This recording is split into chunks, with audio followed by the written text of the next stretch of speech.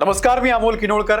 आज 29 महानगरपालिकांचे निकाल लागलेले आहेत आणि त्यामध्ये सगळ्यात महत्त्वाचं म्हणजे पुणे आणि पिंपरी चिंचवडमध्ये अजित पवार यांची राष्ट्रवादी ही सपशेल तिथल्या मतदारांनी नाकारलेली आहे। पण एका गोष्टीसाठी अजित पवारांना खरंच मानलं पाहिजे। अजित पवारांनी अशा गुंडांना आपल्या पक्षाकडून तिकीटं दिली की ती गुंड निवडून सुद्धा आलीत, जसं की जेलमधले असलेल्या लक्ष्मी अंदेकर आणि सोनाली अंदेकर या दोघांनाही तिथल्या जनतेनं निवडून दिलेला आहे। त्यामुळे दादांचे जे काही थोडेफार उमेदवार पुणे महानगरपालिकेमध्ये निवडून जातील त्यामध्ये गुंडांची संख्या जास्त असेल। त्यामुळे हे तेच अजित पवार आहेत जे पुण्यामध्ये भर जाहीर सभेमध्ये सांगत होते की जो कोणी चुकीचा वागेल त्याला टायरात घाला, त्याच्यावरती अशा पद्धतीनं कारवाई करा, चुकीला माफी नाही, इथे जो कोणी चुकेल त्याला आम्ही क्षमा करणार नाही, ही जी वक्तव्य जाहीरपणे अजित पवार करत होते त्यांच्या पक्षाकडून 2 गुन्हेगारांना जे सध्या जेलमध्ये आहेत त्या गुन्हेगारांना तिकीट देण्यात आलं। तिकीट दिल्यानंतरही तो वाद खूप रंगलेला होता आणि अखेर ते दोघेही निवडून आलेले आहेत। म्हणजे सुज्ञ पुण्यामध्ये ज्या पद्धतीने एकीकडे कोयता गँग असेल किंवा ज्या पद्धतीनं गुन्हेगारी वाढलेली आहे त्या गुन्हेगारीला येत्या काळामध्ये आणखी फुलवण्याचं, आणखी रुजवण्याचं आणि आणखी मोठं करण्याचं जे काम आहे तेच हे राजकीय पक्ष करतायत का, हा या निमित्तानं सवाल आहे।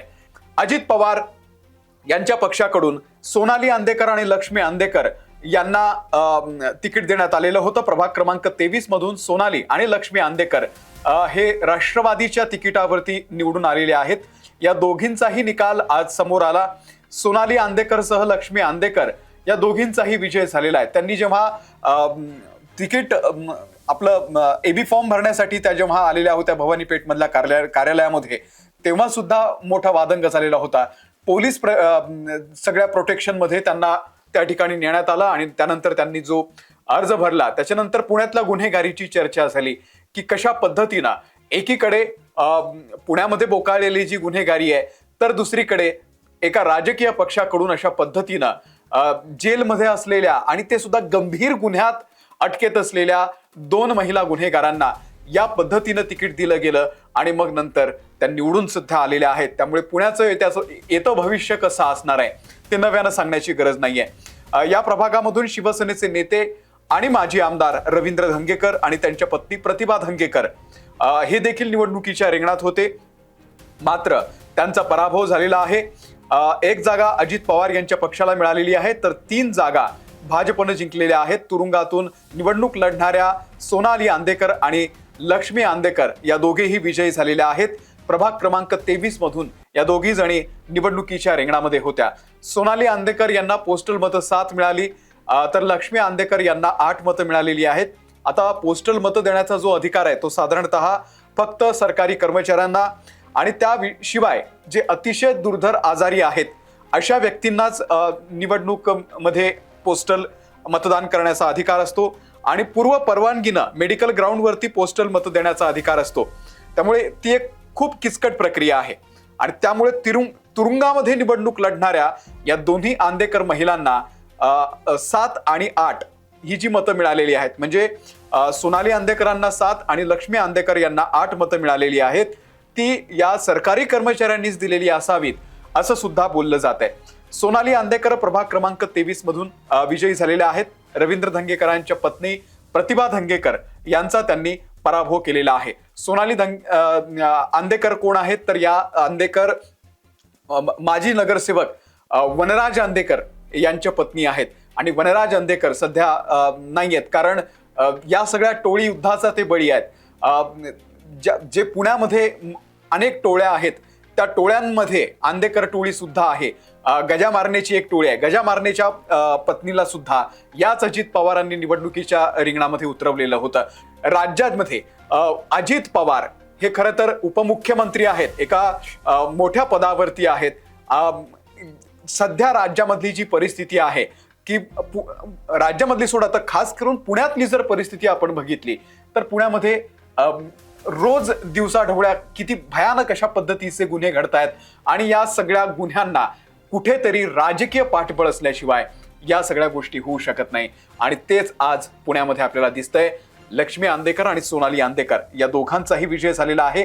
आता या विजयानंतर मला सांगा, पुण्यामध्ये गुन्हेगारी कमी होणार आहे की वाढणार आहे?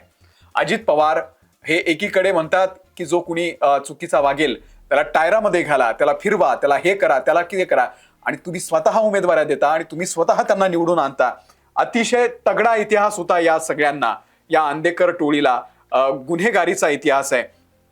आणि जेव्हा यांच्या उमेदवाऱ्या जाहीर झाल्या तेव्हाच त्यावरती आक्षेप घेण्यात आलेला होता. एकीकडे अजित पवार म्हणत होते की मी पुणे हे गुन्हेगारी मुक्त करेन. अजित पवार यांच्या शब्दावरती आता कितपत विश्वास ठेवावा? पुणे आणि पिंपरी चिंचवडमध्ये अजित पवार यांचं अस्तित्व या महानगरपालिकेच्या निवडणुकीच्या निमित्तानं आता धूसर झालेलं आहे.